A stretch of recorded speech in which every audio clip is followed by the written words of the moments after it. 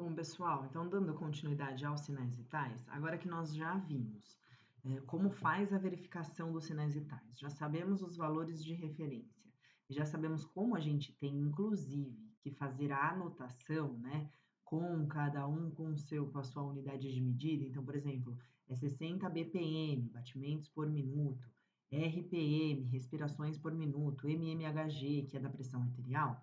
Agora eu vou passar para vocês algumas situações que a enfermagem pode atuar em caso de alteração desses valores, e são ações de enfermagem que não dependem obrigatoriamente de uma prescrição médica. Por que que eu estou falando isso? Vocês ainda não foram para o hospital e quando vocês forem, vocês vão entender o que eu estou falando. Dá a impressão, quando a gente está lá na assistência, que tudo que está para ser feito tem que estar prescrito na prescrição do médico. E eu já falei para vocês em aula que, na verdade, nós temos a prescrição do enfermeiro, que presta justamente os itens de cuidado. Então, em geral, os cuidados de enfermagem estarão prescritos na prescrição de enfermagem. Mas existem ações de enfermagem que elas vão além do que está prescrito. Por quê? Porque devem ser intuitivas do técnico de enfermagem ou de quem está prestando a assistência. Algumas condições em que o paciente se encontra em momentos de alteração dos sinais vitais e que são ações imediatas que precisam ser tomadas e que ainda não há tempo de aguardar uma prescrição ser feita. Não se trata de administrar medicamentos, nem de fazer coisas que mude a condição clínica do paciente, mas que vai fazer o autoajuste de alguns sinais vitais. Por exemplo, então a gente vai verificar, no caso, neste primeiro caso, a pressão arterial do paciente. Então a gente vai se apresentar, essa é a técnica.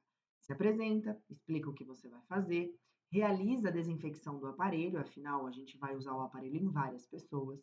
Deixa o paciente em uma posição confortável em repouso, então ele não pode estar com os membros inferiores dobrados, perna cruzada, ele não pode estar com vontade de fazer xixi, afinal, bexiga cheia causa dor e aumenta a pressão arterial. Ele não pode estar falando com você no momento da verificação. Ele não pode ter acabado de caminhar, ter acabado de voltar para o quarto, por exemplo. Então, a gente precisa deixá-lo confortável e também precisa garantir que todas essas ações já tenham acontecido. E aí, a gente vai fazer a verificação e vai anotar os valores em um impresso que seja padronizado pela instituição. Cuidado quando vocês estiverem lá no estágio, que é bem comum vocês verificarem muitas vezes os sinais vitais de uma unidade inteira. Então, eu estou falando para vocês aí de 10, 15 pacientes que vai ficar sob responsabilidade de vocês para fazer verificação de sinais vitais. E aí há uma tendência da gente anotar tudo na caderneta. Então, a gente orienta vocês que tem que ter aquela cadernetinha de bolso e cuidado com a identificação, porque se você não fizer o registro correto, na hora de transcrever esta informação para o prontuário do paciente, você pode não saber de quem é o que ali. Então, cuidado com a identificação no seu documento próprio, para que a gente tenha segurança na hora de transcrever esses dados, né, essas informações para o documento padronizado. Bom, enfim, falei da técnica de verificação da pressão arterial. Mas e se você verificar e o paciente estiver apresentando hipotensão? Então, o que pode ser feito em casos de hipotensão, mesmo se eu estiver sem a prescrição do enfermeiro ou a prescrição médica de medicação ou sem a prescrição do enfermeiro de cuidados? Bom, primeira coisa é, vocês estão vendo aí, elevar os membros inferiores para favorecer o retorno venoso. Então, a gente tem que voltar lá na anatomia. Imagina que o paciente está completamente deitado. Se ele está completamente deitado, nós temos a mesma quantidade de sangue circulante no corpo inteiro. Se ele está hipotenso, quem está prejudicado é o cérebro desse paciente, porque ele está recebendo pouco fluxo sanguíneo, provavelmente com pouco oxigênio. Então, há uma ideia da gente elevar os membros inferiores desse paciente. Desta maneira, aqui, como tem bastante sangue, esse sangue vai ser encaminhado para o tronco do paciente, favorecendo a oxigenação cerebral, favorecendo o retorno venoso, favorecendo o enchimento do coração. O sangue volta ao coração, como vocês lembram que a gente falou em aula, pelas veias, e eles vão chegar lá no átrio. Então, se chega mais volume de sangue no átrio direito, consequentemente, esse coração precisa fazer mais força para expulsá-lo. Então, se tem mais quantidade de volume, ele tem que fazer mais força para empurrar esse volume. Por isso, há uma tendência da pressão ser elevada. Bom, outra coisa que você vai poder fazer é, se o paciente estiver com um sorinho, todo mundo já deve ter visto pacientes ou no pronto-socorro ou na unidade mesmo, ou já deve ter visto na televisão, que às vezes fica um sorinho pingando e não é medicação, é só soro. Se o paciente estiver recebendo só soro, e aí você precisa se certificar disso, há uma possibilidade de você aumentar o gotejamento. Então, para quem não imagina o que seja gotejamento, o soro ele tem um copinho e aquele copinho fica pingando as gotinhas ali. A gente pode controlar essas gotinhas que caem. Em geral, a gente deixa sempre num gotejamento baixo se a ideia é fazer com que esse soro mantenha só aquela veia térrea. Vocês vão aprender todas essas técnicas e todas essas nomenclaturas daqui a pouco, não se preocupem com isso. Então, o que eu quero que vocês saibam desse item é, se o paciente estiver recebendo só soro, e aí você precisa se certificar de que não tem medicação naquele soro, vocês vão fazer isso a partir do rótulo deste medicamento. Então, na bolsa de soro tem um rótulo. Se no rótulo estiver escrito só soro, para aumentar o volume de fluxo sanguíneo, você pode aumentar o gotejamento deste soro. Então, a primeira possibilidade, elevar membros inferiores. A segunda, aumentar o fluxo do volume desse paciente a partir de aumentar aí o gotejamento do soro fisiológico, tá? E aí, claro, você já teve essas duas iniciativas, você vai comunicar imediatamente ao enfermeiro e o enfermeiro vai conversar com a equipe médica para ver a possibilidade de prescrever medicamentos e aí, posterior, você vai fazer a administração desses medicamentos. O que é muito importante eu fixar aqui para vocês é que tudo o que for alterado num paciente, seja qualquer sinal vital alterado num paciente, é importante que vocês pensem sobre a resolução deste caso. Então, vamos imaginar que o paciente, nesse caso, está hipotenso. E aí você elevou os membros inferiores, aumentou o soro, o médico foi lá e prescreveu o medicamento, e você fez tudo o que era possível. Como que a gente vai saber que esse paciente melhorou? Precisa verificar os valores de pressão arterial depois. Então, todo sinal vital alterado, ele precisa ter uma resolução, porque embora a gente tenha feito algumas ações aí, bastante ações de enfermagem, pode ser que aquela pressão arterial não melhore. Então, a gente precisa se certificar de que o que foi feito teve resultado ou não teve resultado, tá? Então, no caso da pressão arterial, a gente, em geral, verifica novamente os valores de pressão do paciente após 30 minutos ou 1 hora, ou também de acordo com a orientação que o enfermeiro passar para você, tá bom? Então, esta é a conduta de enfermagem que pode ser feita pelo técnico ou pelo auxiliar de enfermagem no caso de uma hipotensão. Bem, e se for o caso de uma hiper? Então, hipo nós estávamos falando de baixa e agora eu vou falar de hipertensão. Se o paciente tiver em hipertensão, a primeira coisa que você tem que fazer é tentar manter o ambiente tranquilo. Então, de repente, esse paciente está recebendo visita e você percebeu que é a visita que deixa ele nervoso. E é só na hora da visita que a pressão arterial dele sobe. Então, será que vale a pena conversar com os acompanhantes e dizer, olha, vamos entrar uma pessoa por vez para minimizar a ansiedade do paciente, porque isso está fazendo a pressão dele subir. Então, eu vou pedir para que vocês revezem aí, né, para que vocês entrem um de cada vez, para não deixar esse tumulto no ambiente, né? Segunda coisa é conversar com o paciente e entender o que o deixa confortável ou não.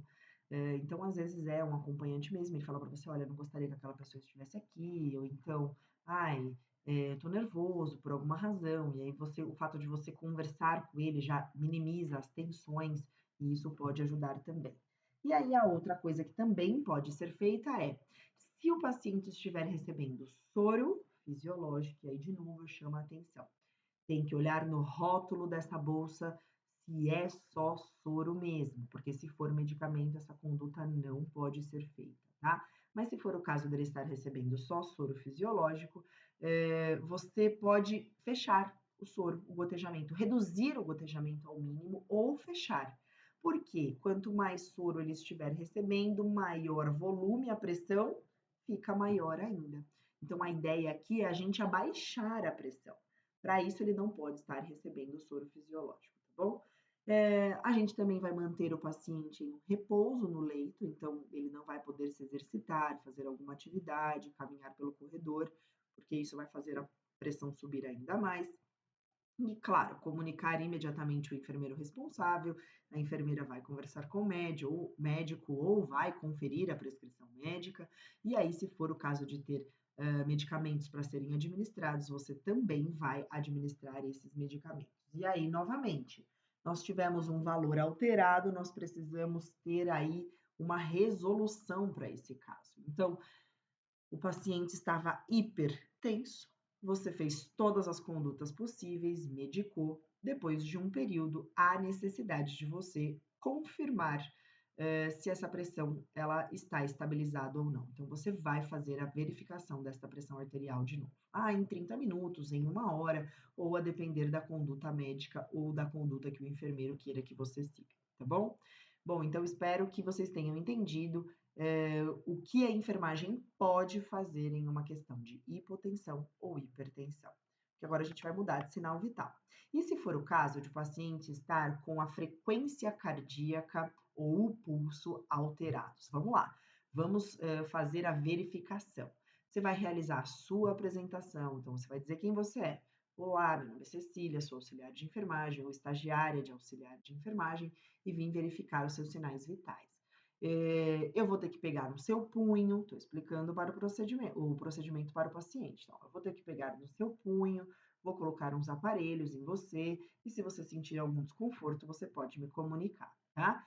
Eu vou pedir para o senhor ficar sentado, ele não pode ter caminhado, ele também não pode falar durante a verificação, porque tudo isso altera a frequência cardíaca, tá? E aí, de novo, chamo a atenção para vocês fazerem a verificação e anotarem de forma que você consiga identificar ali na sua tabelinha, ali na sua caderneta, de qual paciente se refere, porque vocês podem depois confundir isso daí. Então, o ideal é a gente fazer o registro direto lá no prontuário do paciente. Como eu sei que isso não vai acontecer, você pode anotar na sua caderneta, desde que você identifique corretamente o sinal vital de cada paciente, tá? E aí você verificou bem, nós temos agora uma frequência cardíaca menor que 60 batimentos por minuto, ou seja, ele está bradicárdico ou está com bradicardia. O que a gente tem que fazer? Primeira coisa, estimular o paciente. Então, se ele está dormindo, acorda. Seu João, acorda, senta a cama, conversa comigo, você precisa acordar, vem cá, vamos colocar o senhor na poltrona. Quer que eu ligue a televisão, se for o caso de ter televisão? Quer fazer algum jogo? O senhor precisa conversar comigo. Isso estimula e aí faz com que o coração bata um pouco mais rápido. Você vai manter o decúbito dorsal horizontal. Então, é melhor que o paciente não esteja de lado, não esteja de barriga para baixo. O melhor decúbito é sempre o de barriga para cima. Essa questão do decúbito vocês ainda não conhecem, mas eu vou ensinar, tá bom? Então, não se preocupem com isso agora. O que vocês só precisam saber é que, ao invés de o paciente estar de lado, de barriga para baixo ou do outro lado, é ideal que ele esteja de barriga para cima, tá bom? Claro, você vai comunicar à enfermeira, se for o caso de ter algum medicamento prescrito, você pode fazer, e aí, novamente, você vai reavaliar a situação do pulso deste paciente em 30 minutos, 1 hora, ou de acordo com a orientação do enfermeiro ou do médico, tá bom? Então, toda alteração necessita de uma resolução. Bem, e se estiver acima de 100, ou seja, taquicárdico ou com taquicardia? Primeira coisa, manter um ambiente tranquilo, segue mais ou menos o mesmo raciocínio da pressão, porque se a pressão está alta, a frequência também provavelmente sobe. Então, conversar com o paciente para minimizar as tensões dele, manter ele em repouso, isso vai fazer com que o coração fique ali mais tranquilo, né? Comunicar o enfermeiro, administrar medicamentos e fazer a reavaliação em 30 minutos. Eu não sei se vocês repararam, mas quando a gente fala de frequência cardíaca e de pressão arterial, em geral, esses cuidados são um pouco parecidos. Então, vocês não vão ter dificuldade em gravá-los, tá bom? Bem, e se eu estiver falando de temperatura? Eu fui lá verificar a temperatura do meu paciente, a temperatura dele deu alterada. Como que eu faço? Bom, vamos fazer o procedimento primeiro. Realizo a apresentação, minha apresentação para o paciente, faço a desinfecção do aparelho, explico o procedimento, deixo o paciente em uma posição confortável e vou anotar de forma segura na minha caderneta os valores que eu obtive ali da aferição da temperatura, tá?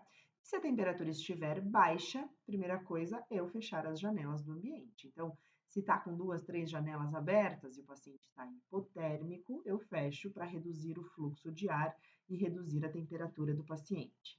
Vou manter o paciente com as suas vestimentas e com cobertas, porque se ele estiver descoberto, ele está perdendo temperatura. Então, o ideal é que eu mantenha coberto. Se for o caso, há a possibilidade da gente realizar um banho quente, aí precisa ser quente mesmo. E esse banho precisa ser acompanhado, então a gente vai fazer aula de banho ainda e vocês vão ver que ele precisa ser acompanhado. Vou comunicar à enfermeira e novamente vou verificar novamente em 30 minutos ou 1 hora para ver se a temperatura se restabeleceu. E se a temperatura estiver alta, a gente vai fazer o contrário disso. Então, ao invés de fechar as janelas, eu abro as janelas. Retiro as vestimentas ao invés de colocar as vestimentas. Faço um banho morno ao invés de quente. E aqui tem um detalhe importante, que a gente tem um costume cultural de pensar que uma pessoa que está com a temperatura muito alta precisa de um banho gelado para esfriar. E isso provoca um fenômeno chamado choque térmico, que pode fazer com que a pessoa tenha até convulsões. Então, não é o ideal você dar banho de chuveiro ou de imersão, né, banho de banheira, com água fria ou gelada. Então, pensem assim, na enfermagem a gente nunca vai dar banho gelado no paciente. A gente sempre vai dar banho ou morno ou quente. Então, o quente para temperaturas baixas e o morno para temperaturas altas, tá bom? Vai aplicar compressas frias. Professor, o que é isso? Já viram na televisão ou em filme aqueles paninhos que a gente coloca na cabeça? Exatamente isso. Você vai pegar uma compressinha, um paninho no hospital, vai umedecer na torneira e aí sim pode ser água fria, porque é um pano muito pequenininho e vai colocar aqui na região frontal, na testa do paciente. Você pode colocar perto das axilas, né? Que tem bastante gânglio que ajuda a esfriar. Você pode colocar na região das virilhas. O mais comum é a gente colocar na região frontal, na região da face, porque o paciente normalmente fica de roupa e aí isso dificulta, né? Colocar em outras regiões do corpo. Então, em geral, a gente põe na face. Pode pôr perto do pescoço, pode pôr nos punhos, tudo isso para ajudar a temperatura a ir baixando, tá bom? Vai comunicar o enfermeiro como sempre, vai administrar medicamentos também, provavelmente já deve estar prescrito, e vai fazer a reavaliação depois de um período, em geral entre 30 minutos e 1 hora. E se for uma alteração na respiração? Vamos lá. Você vai realizar também a apresentação sua ao paciente, vai dizer para ele o que você vai fazer, lembrando que para a frequência respiratória, a gente não diz que vai verificar, porque se eu disser para o paciente que eu vou ver a respiração dele, automaticamente ele muda o padrão respiratório. Então, eu não posso dizer que eu vou verificar a frequência respiratória, mas eu posso sim dizer que eu vou verificar os sinais vitais. E aí, lembra aquele truque que eu falei para vocês em sala de aula. Verificou o pulso de um lado, fala que vai confirmar o pulso do outro, e ao invés de contar o pulso, você vai estar fixamente olhando o tórax do paciente para contar quantas inspirações e expirações ele faz dentro de 1 minuto, tá? Vai deixar o paciente confortável, vai anotar os valores de forma segura. Se ele estiver respirando baixo, ou seja, bradipneia, você também precisa estimular o paciente, fazer com que ele fique sentadinho, de barriga para cima, ou de lado, porque essas duas posições reduzem a pressão que o tórax recebe da atmosfera. Então, se eu estiver sentada, de barriga para cima, a pressão que o tórax, que o meu peito, que o osso vai fazer no pulmão é muito menor do que se eu estiver deitada. E de lado da mesma maneira, por quê? Porque o peso ele cai para o lado. Então, se o paciente estiver bradipneico, é melhor que ele esteja com o tórax o mais livre possível, para que ele consiga respirar de forma mais confortável, tá? Então, eu coloquei aí para vocês o nome de uma posição que vocês têm que saber agora. Essa é uma palavrinha que vocês vão ter que gravar agora, para que vocês mantenham o paciente de vocês aí confortável. Qual que é essa posição? Chama-se Fowler. É Fowler que fala, tá bom? Para quem não consegue pronunciar Fowler, vai ter que dar um jeito de aprender ou vai falar semi-sentado, tá? Essa posição de Fowler, ela é uma posição em que a cabeceira do paciente pode ficar entre 30, 45 ou 90 graus, tá? Então, ela tem várias angulações, não existe só uma angulação para Fowler. Então, a partir de 30 até 90 graus é a posição de Fowler. Você vai comunicar ao enfermeiro, vai administrar medicamentos se for o caso e vai reavaliar também a frequência respiratória. E se for uma respiração acelerada, você tem que fazer o contrário, tranquilizar o paciente, vai manter o mesmo posicionamento, que é Fowler ou lateralizado, vai comunicar ao enfermeiro e vai administrar medicamentos se necessários. E vai também verificar os valores de frequência respiratória depois de um período. Tudo bem? Vou encerrar esse vídeo aqui, vou iniciar um outro para explicar um outro assunto, mas eu espero que tenha ficado claro para vocês. Todos esses conceitos, lembrem-se, cai na prova prática de vocês.